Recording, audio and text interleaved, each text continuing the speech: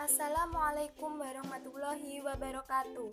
Perkenalkan, saya Bella Lega Ayunintias dari jurusan Tadris Matematika 6E, Institut Agama Islam Negeri Tulung Agung, dengan NIM 12204183225.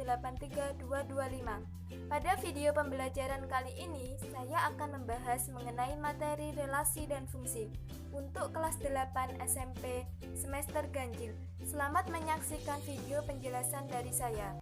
Untuk kompetensi dasarnya yaitu KD 3.3, mendeskripsikan dan menyatakan relasi dan fungsi dengan menggunakan berbagai representasi, kata-kata, tabel, grafik, diagram, dan persamaan. Lalu untuk KD 4.3 yaitu menyelesaikan masalah yang berkaitan dengan relasi dan fungsi dengan menggunakan berbagai representasi. Kemudian untuk indikatornya yang pertama yaitu memberikan contoh masalah sehari-hari yang berkaitan dengan relasi. Yang kedua, menunjukkan relasi dan bukan relasi dengan menggunakan diagram panah, diagram kartesius, dan himpunan pasangan berurutan. Yang ketiga yaitu mendefinisikan relasi. Kemudian untuk indikator yang keempat yaitu memahami ciri-ciri fungsi. Indikator yang kelima, menunjukkan fungsi dan bukan fungsi dengan menggunakan diagram panah, diagram kartesius, dan himpunan pasangan berurutan. Kemudian yang keenam, mendefinisikan fungsi. Kemudian untuk tujuan pembelajarannya yaitu yang pertama, peserta didik diharapkan dapat memberikan contoh masalah sehari-hari yang berkaitan dengan relasi. Yang kedua, menunjukkan relasi dan bukan relasi dengan menggunakan diagram panah, diagram kartesius, dan himpunan pasangan berurutan. Yang ketiga yaitu mendefinisikan relasi.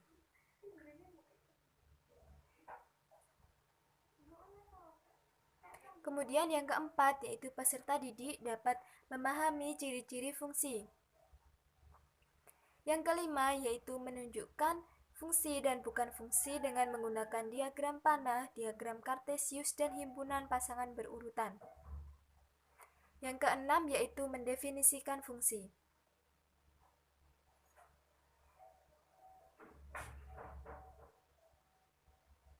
Untuk peta konsep relasi yang pertama yaitu contoh relasi dalam kehidupan sehari-hari. Yang kedua yaitu cara menyajikan relasi. Yang ketiga yaitu mendefinisikan relasi.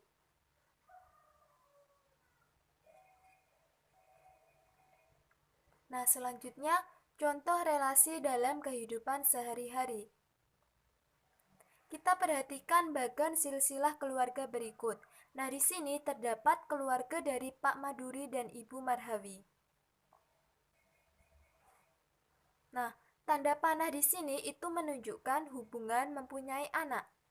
Nah, Pak Maduri dan Ibu Marhawi itu mempunyai anak 4, yaitu Sulastri, Idris, Halim, dan Thohir. Jika anak-anak dari Pak Maduri dan Ibu Marhawi dikelompokkan menjadi satu dalam himpunan A, maka anggota himpunan A dapat dituliskan Sulastri, Idris, Halim, dan Thohir.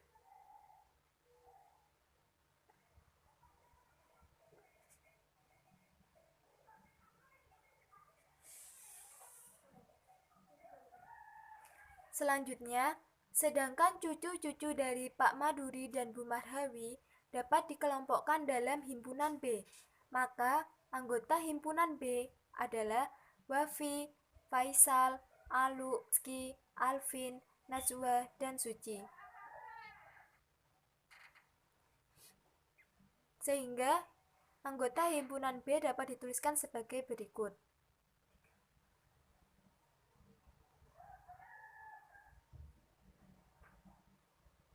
Nah, setelah kita memahami bagan tadi, pastinya akan muncul pertanyaan, bagaimana hubungan antara anggota himpunan A dan anggota himpunan B dengan Pak Maduri dan Ibu Marhawi. Nah, di sini hubungan anggota himpunan A yaitu Sulastri, Idris, Halim, Thohir dengan Pak Maduri dan Bu Marhawi itu memiliki hubungan keluarga atau relasi anak dari. Sedangkan hubungan anggota himpunan B yaitu Wafi, Faisal, Alu, Rizky, Alvin, Najwa, dan Suci dengan Pak Madu Hawi memiliki relasi cucu dari.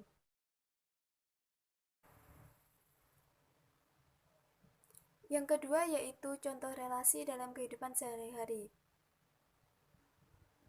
Misalkan ada 4 orang anak dengan nama Dita, Ali, Dewi, Siska. Mereka diminta untuk menyebutkan olahraga favoritnya. Dita menyukai renang, Ali menyukai lari, Dewi menyukai senam, dan Siska menyukai renang. Dari hasil uraian tersebut, terdapat 2 buah himpunan. Himpunan pertama adalah himpunan anak, sedangkan himpunan yang kedua adalah himpunan olahraga. Hubungan antara himpunan A dan himpunan B dapat diilustrasikan sebagai berikut. Untuk himpunan A kita tuliskan sebagai himpunan anak, yaitu Dita, Ali, Dewi, dan Siska. Kemudian untuk himpunan B kita tuliskan olahraga favoritnya, renang, lari, dan senam. Nah, di sini Dita menyukai renang sehingga kita hubungkan seperti ini. Lalu untuk Ali menyukai lari. Kemudian Dewi menyukai senam. Dan Siska menyukai renang. Jadi, ilustrasinya bisa digambar seperti itu. Kemudian, cara menyajikan relasi dan bukan relasi. Yang pertama yaitu dengan menggunakan diagram panah. Diagram ini membentuk pola dari suatu relasi ke dalam bentuk gambar arah panah yang menyatakan hubungan antara anggota himpunan A dengan anggota himpunan B.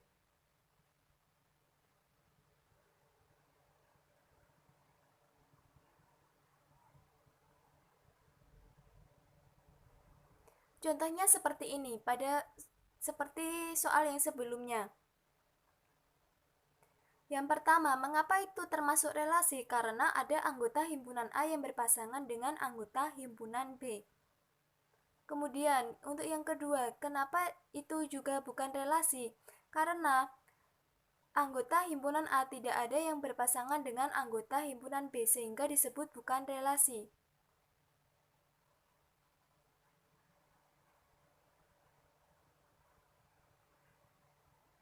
Kemudian yaitu yang kedua dengan menggunakan himpunan pasangan berurutan.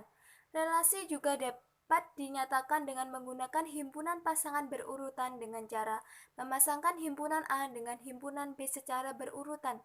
Berdasarkan contoh yang sebelumnya, maka Dita menyukai renang, Ali menyukai lari, Dewi menyukai senam, dan Siska menyukai renang. Sehingga himpunan pasangan berurutannya dapat dituliskan dalam kurung Dita, renang, dalam kurung Ali, lari, dalam kurung, Dewi, senam, dalam kurung Siska, renang. Jadi, relasi antara himpunan A ke himpunan B dapat dinyatakan sebagai himpunan pasangan berurutan.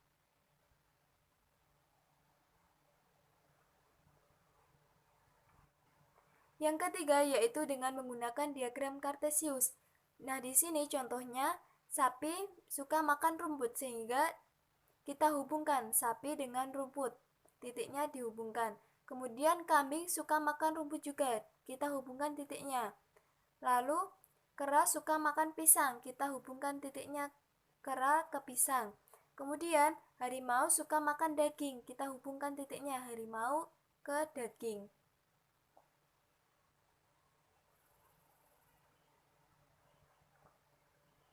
Berdasarkan dari penjelasan yang sebelumnya, nah di sini dapat didapatkan yaitu definisi relasi. Relasi dari himpunan A ke himpunan B adalah suatu aturan yang memasangkan anggota himpunan A ke anggota himpunan B. Anggota himpunan A dan anggota himpunan B ini dapat dikatakan relasi jika ada anggota himpunan A yang saling berpasangan dengan anggota himpunan B.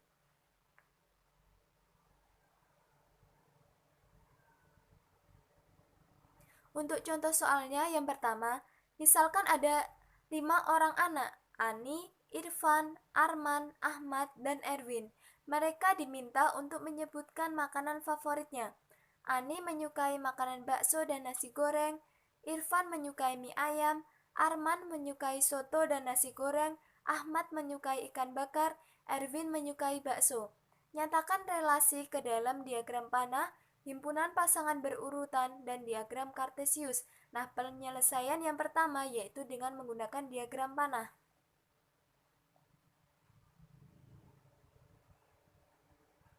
Untuk himpunan A kita tuliskan nama anak tersebut, Ani, Irfan, Arman, Ahmad, dan Erwin. Lalu untuk himpunan B kita tuliskan makanan favoritnya, bakso, nasi goreng, mie ayam, soto, dan ikan bakar. Nah, di sini tadi Ani menyukai bakso dan nasi goreng sehingga kita hubungkan. Kemudian Irfan menyukai mie ayam. Lalu Arman menyukai soto dan nasi goreng. Ahmad menyukai ikan bakar. Dan Erwin menyukai bakso. Sehingga diagram panah dari relasi tersebut adalah seperti itu.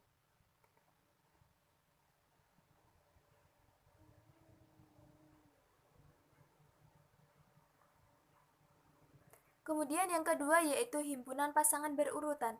Berdasarkan dari diagram panah tersebut, himpunan pasangan berurutannya yaitu dalam kurung Ani, bakso, dalam kurung Ani, nasi goreng, dalam kurung Irfan, mie ayam, dalam kurung Arman, soto, dalam kurung Arman, nasi goreng, dalam kurung Ahmad, ikan bakar, dalam kurung Erwin, bakso.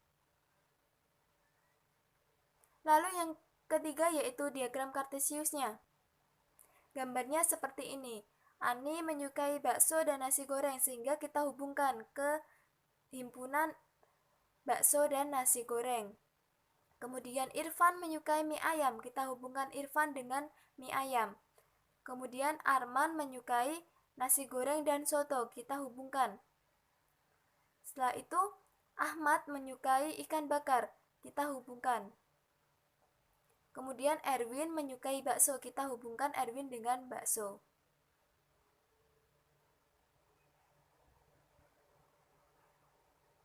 Nah, contoh yang kedua yaitu relasi yang dapat dibuat dari himpunan A 121, 144, 196, 180 ke anggota himpunan B yaitu 11, 14, 15. Kita tuliskan terlebih dahulu seperti ini. Kemudian, apakah himpunan A itu setengah dari himpunan B? Nah, di sini kita buktikan 121 apakah setengah dari 11? Nah, di sini jelas salah. 121 bukan setengah dari 11. Begitupun juga 144 bukan setengah dari 14 dan 196 sama 180 juga bukan setengah dari 15. Lalu untuk poin yang kedua, apakah himpunan A ini akar dari himpunan B? Apakah 121 akar dari 11? Nah, di sini kebalik. Yang benar 11 akar dari 121 sehingga jawaban untuk poin B juga salah. Lalu untuk yang ketiga yaitu faktor dari. Apakah 121 faktor dari 11? Nah, di sini juga kebalik. Lalu untuk 144, apakah juga faktor dari 14? Jawabannya juga salah. Kemudian untuk yang terakhir, poin D yaitu kuadrat dari. Apakah 121 adalah kuadrat dari 11? Nah, di sini jawabannya benar yaitu 121 kuadrat dari 11. Kita hubungkan. Kemudian, apakah 144 kuadrat dari 14? Nah, di sini salah. Kemudian, 196, apakah kuadrat dari 14? Nah, di sini benar. Kita hubungkan. Jadi, relasi yang dapat dibuat dari himpunan A ke himpunan B adalah kuadrat dari.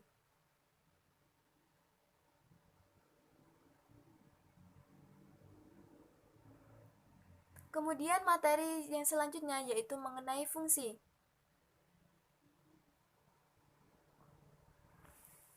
Yang pertama yaitu memahami ciri-ciri fungsi.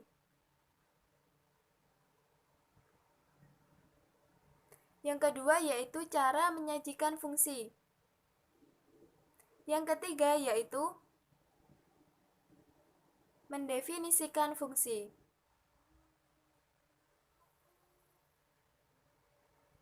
Sebelum masuk ke materi fungsi, maka terlebih dahulu kita harus mengetahui ciri-ciri fungsi.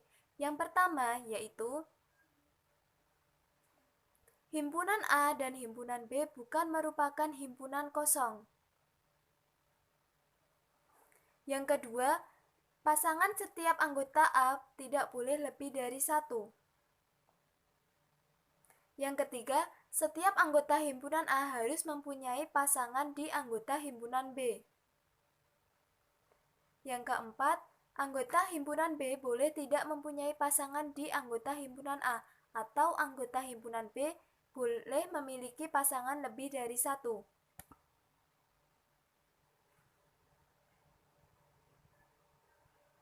Selanjutnya, cara menyajikan fungsi dan bukan fungsi.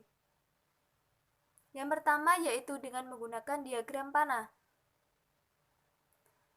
Contoh fungsi atau pemetaan. Di sini kita gambarkan seperti ini.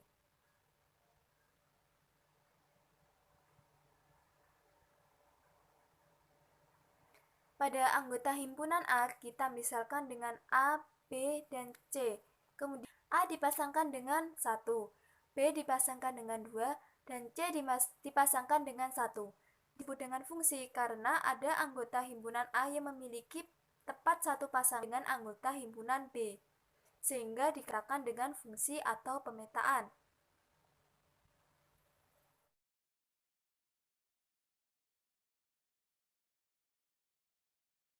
Selanjutnya yaitu contoh bukan fungsi atau pemetaan. Nah, di sini pada gambar A, yang pertama sebelah kiri gambarnya itu A dipasangkan dengan A dipasangkan dengan C, B dipasangkan dengan B, dan C dipasangkan dengan B. Mengapa kok di sini disebut dengan bukan fungsi? Karena ada anggota himpunan A yang memiliki dua pasangan di anggota himpunan B, yaitu A dengan A dan A dengan C, sehingga bukan merupakan fungsi atau pemetaan. Lalu untuk gambar yang sebelah kanannya, mengapa kok juga disebut dengan bukan fungsi? Karena A dipasangkan dengan A, B dipasangkan dengan C. Nah, di sini ada anggota himpunan A yaitu C tidak mempunyai pasangan dengan anggota himpunan B, sehingga dikatakan bukan fungsi atau pemetaan. Kemudian yang kedua yaitu dengan menggunakan himpunan pasangan berurutan. Berdasarkan dari contoh fungsi atau pemetaan di atas, dapat kita tulis himpunan pasangan berurutannya, yaitu dalam kurung A,1 dalam kurung koma B,2 dalam kurung koma C,1 dalam kurung.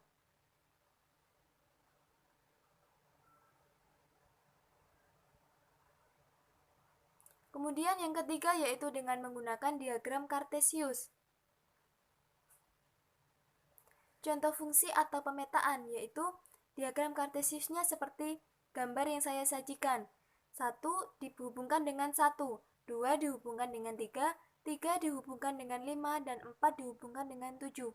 Nah, di sini disebut dengan fungsi atau pemetaan karena anggota himpunan A mempunyai tepat satu pasangan di anggota himpunan B. Lalu, untuk contoh bukan fungsi atau pemetaan, gambarnya seperti ini. 1 dipasangkan dengan A, 1 dipasangkan dengan B, 2 dipasangkan dengan B, 3 dipasangkan dengan B, dan 3 dipasangkan dengan C.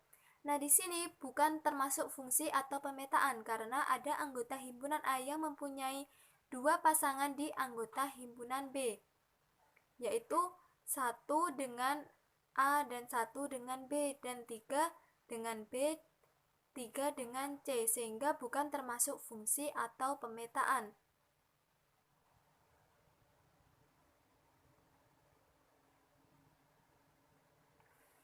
Berdasarkan dari penjelasan saya yang sebelumnya, di sini kita dapatkan definisi fungsi.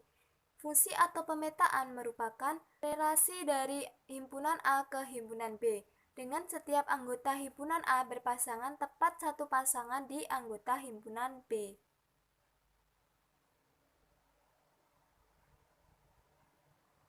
Kemudian untuk contoh soalnya. Misalkan ada 4 orang anak, yaitu Eko, Rina, Tono, dan Dika. Mereka diminta untuk menyebutkan warna favoritnya masing-masing. Jika Eko menyukai warna merah, Rina menyukai warna hitam, Tono menyukai warna merah, dan Dika menyukai warna biru. Nyatakan ke dalam bentuk diagram panah, himpunan pasangan berurutan, dan diagram Kartesius. Penyelesaiannya seperti ini. Yang pertama yaitu diagram panah. Pada himpunan A kita tuliskan nama anaknya, Eko, Rina, Tono, dan Dika. Kemudian pada himpunan B kita tuliskan warna favorit mereka, yaitu merah, hitam, dan biru. Nah, dari sini kita hubungkan, Eko menyukai warna merah. Kemudian Rina menyukai warna hitam. Tono menyukai warna merah. Dika menyukai warna biru. Nah, di sini juga termasuk dengan fungsi. Mengapa? Karena anggota himpunan A mempunyai tepat satu pasangan pada anggota himpunan B. Dan anggota himpunan B boleh mempunyai pasangan lebih dari satu. Untuk himpunan pasangan berurutan. Berdasarkan contoh soal sebelumnya, maka dapat dituliskan himpunan pasangan berurutannya. Dalam kurung Eko, merah, dalam kurung Rina, hitam, dalam kurung Tono, merah, dalam kurung Dika, biru. Kemudian untuk diagram Kartesiusnya kita gambarkan seperti ini. Eko menyukai warna merah, kita hubungkan ke merah. Kemudian Rina menyukai warna hitam, kita hubungkan ke hitam. Lalu Tono menyukai warna merah, kita hubungkan Tono ke warna merah. Kemudian Dika menyukai warna biru, kita hubungkan Dika dengan warna biru.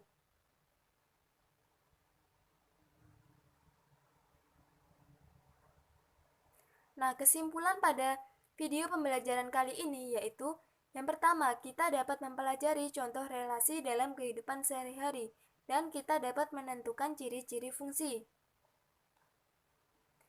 Kemudian yang kedua yaitu kita dapat mengetahui cara menyajikan relasi dan fungsi, yaitu dengan menggunakan diagram panah, himpunan pasangan berurutan, dan diagram Kartesius. Yang ketiga yaitu kita dapat mendefinisikan relasi dan fungsi. Nah, di sini definisi relasi yaitu himpunan A dan himpunan B dikatakan memiliki relasi jika ada anggota himpunan A yang saling berpasangan. Kemudian untuk definisi fungsi yaitu fungsi atau pemetaan merupakan relasi dari anggota himpunan A ke himpunan B dengan setiap anggota himpunan A berpasangan tepat satu pasangan di anggota himpunan B. Sekian yang dapat saya sampaikan, semoga bermanfaat. Wassalamualaikum warahmatullahi wabarakatuh.